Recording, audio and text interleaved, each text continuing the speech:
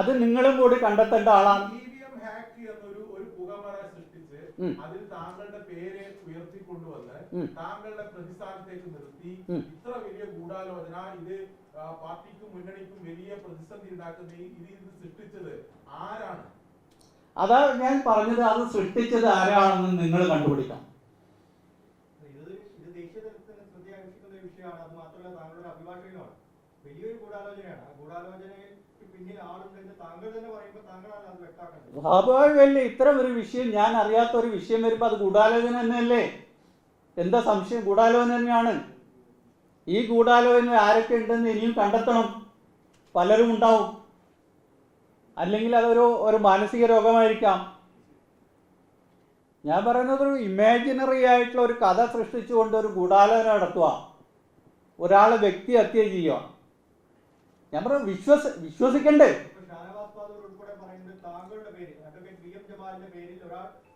അതാ ഞാൻ പറഞ്ഞു, അതിലും ഗൂഢാലോചന ഉണ്ട്. എന്തായാലും ഞാൻ സമീപിച്ചിട്ടില്ല.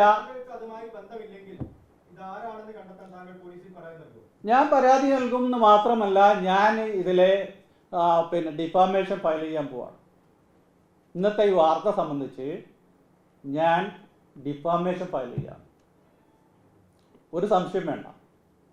ഞാനത് മുമ്പ് ചെയ്തിട്ടുണ്ട്. ഞാൻ ഫയൽ ചെയ്ത 2 ഡിഫാമേഷൻ കേസ് ഇപ്പോൾ പെൻഡിങ്ങിലുണ്ട്.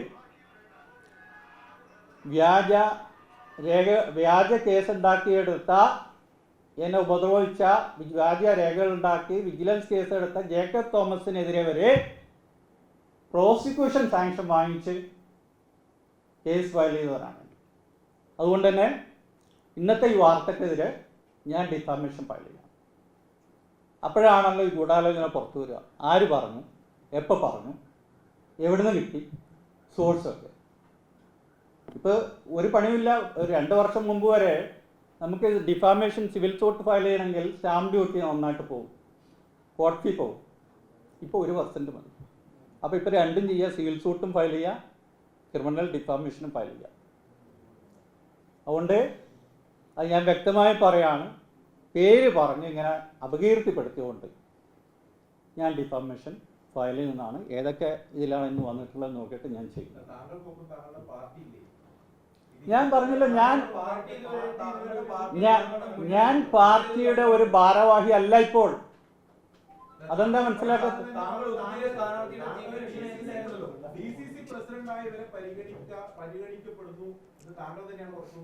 അപ്പൊ പാർട്ടി ഉണ്ടോന്ന്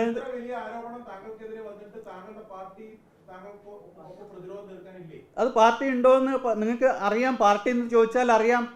പാർട്ടി ഉണ്ടോ ഇല്ലയെന്ന് പറയട്ടെ. ഞാൻ എന്താ ചെയ്തത്? ഇപ്പോൾ ആസച്ച് എനിക്ക് ഔദ്യോഗിക ഭാരവാഹിത്വം ഇല്ല. ഞാൻ കഴിഞ്ഞ 2 തെരഞ്ഞെടുപ്പിൽ ചീഫ് ഇലക്ഷൻ ഏജൻ്റ് ആയിരുന്നു. അത് തെരഞ്ഞെടുപ്പ് കഴിഞ്ഞാൽ തീർന്നു. ഇനി എനിക്ക് പാർട്ടി ഭാരവാഹിത്വം ഉണ്ടോ ഇല്ലേ എന്നൊക്കെ പാർട്ടിയാണ് തീരുമാനിക്കേണ്ടത്.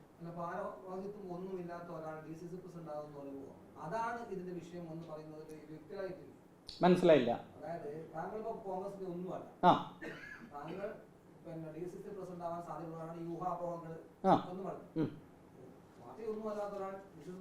പാർട്ടിയിൽ ഇപ്പോൾ ഒന്നും അല്ലാന്നേ ഞാൻ പറഞ്ഞുള്ളൂ.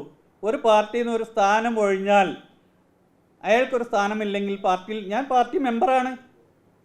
ഞാൻ 5 രൂപ മെമ്പർഷിപ്പ് എടുത്തിട്ടുള്ള, അത് റിട്ടയർ ചെയ്തതിൻ്റെ തൊട്ടടുത്ത ദിവസം എറണാകുളത്ത് മുഹമ്മദ് ഷിയാസിൻ്റെ മെമ്പർഷിപ്പ് വിതരണത്തിലൂടെ മെമ്പർഷിപ്പ് എടുത്ത ഒരു കോൺഗ്രസ് പ്രവർത്തകനാണ് ഞാൻ. ഇത് തന്നെയാണ് എൻ്റെ പാർട്ടിയുടെ ഉത്തരവാദിത്വം. പാർട്ടിയുടെ ഇപ്പോൾ ഉള്ള ഭാരവാഹിത്വം അതാണ്. പാർട്ടി അംഗത്വമുണ്ട് എനിക്ക്. പാർട്ടിയിൽ പലപ്പോഴും പലരെയും പല സ്ഥാനത്തും കൺസിഡർ ചെയ്യും. ഇപ്പോൾ ഒന്നുമല്ലെങ്കിലും ഞാൻ മനസ്സിലാക്കിയത് എന്നെ അങ്ങനെ കൺസിഡർ ചെയ്തിരുന്നു എന്നുള്ളതാണ്. ആ കൺസിഡറേഷൻ പാർട്ടി ഏൽപ്പിക്കുകയാണെങ്കിൽ ഞാൻ ഏറ്റെടുക്കും. എനിക്ക് DCC പ്രസിഡൻ്റ് ആവണമെന്ന് പറഞ്ഞിട്ട് ഞാൻ ഇന്ന് വരെ ആരടുത്തും പോയിട്ടില്ല, സമീപിച്ചിട്ടില്ല. അത് എല്ലാ നേതാക്കൾക്കും അറിയാം. കാരണം ഞാൻ തന്നെ വേണോ വേണ്ടയോ എന്ന രീതിയിലാണ് എല്ലാ കാലത്തും എൻ്റെ രാഷ്ട്രീയം. അല്ല, അങ്ങനെ രാഷ്ട്രീയ മോഹം ഉണ്ടായിരുന്നെങ്കിൽ 2001 യൂത്ത് കോൺഗ്രസിൻ്റെ കാസർഗോഡ് ജില്ലാ പ്രസിഡൻ്റായിരിക്കെ സംസ്ഥാന യൂത്ത് കോൺഗ്രസ് പ്രസിഡൻ്റായിട്ട് അന്ന് എന്നെ പരിഗണിച്ചിരുന്നതാണ്. ഞാൻ അന്ന് ലീഡർഷിപ്പിനോട് പറഞ്ഞു, ഞാൻ വഖഫ് ബോർഡ് CEO ആയിട്ട് ഇങ്ങനെ നിയമനത്തിൻ്റെ ബ്രിമ്മിലാണ്. അതിലൊരു ലിറ്റിഗേഷനും വാശിയും കൂടിയുണ്ട്. ഞാൻ അത് പ്രിഫർ ചെയ്യുന്നു എന്ന് പറഞ്ഞു പോയവനാണ്. അല്ലെങ്കിൽ അന്നു മുതൽ ഞാൻ പാർട്ടിയുടെ തലപ്പത്ത് ഉണ്ടാവുമായിരുന്നു. അങ്ങനെയാണെങ്കിൽ താങ്കളുടെ പേര് അഡ്വക്കേറ്റ് പി എം ജമാലിന്റെ പേര് പറഞ്ഞുകൊണ്ട് പല നേതാക്കളെ, ഇപ്പോൾ UDF നേതാക്കളെ, അതുപോലെ തന്നെ കാസർഗോഡ് മത്സരിച്ച സ്ഥാനാർത്ഥിയെ ഒക്കെ ചില ആളുകൾ സമീപിച്ചിരുന്നു എന്ന് പറയുന്നത്, പി എം ജമാലിന്റെ പേര് പറയുമ്പോഴാണല്ലോ താങ്കളും ഈ കാര്യം അറിയുന്നത്. അതെ, മാധ്യമങ്ങൾ ഒരു UDF നേതാവ് അല്ലെങ്കിൽ ഒരു കോൺഗ്രസ് മുൻ നേതാവ് എന്നൊക്കെ പറയുമ്പോൾ താങ്കളുടെ പേരാണോ ഇത് പറഞ്ഞെന്ന് ഈ നിമിഷം വരെ അറിഞ്ഞിട്ടില്ല എന്നാണ് പറയുന്നത്. മാധ്യമങ്ങളിലൂടെ വാർത്ത വന്നപ്പോഴാണ് അഡ്വക്കേറ്റ് പി എം ജമാലിനെതിരെ പങ്കുണ്ടെന്ന് ആരോപിക്കപ്പെടുന്നു എന്ന് താങ്കൾ അറിയുന്നു, അല്ലേ? അപ്പോ മാധ്യമങ്ങളെ തെറ്റു പറഞ്ഞിട്ട് കാര്യമുണ്ടോ? അല്ല, മാധ്യമങ്ങളെ ഞാൻ തെറ്റു പറഞ്ഞില്ല. ഞാൻ ഇന്നിപ്പോൾ കണ്ട വാർത്തകൾ അത് അടിസ്ഥാനരഹിതമാണ്.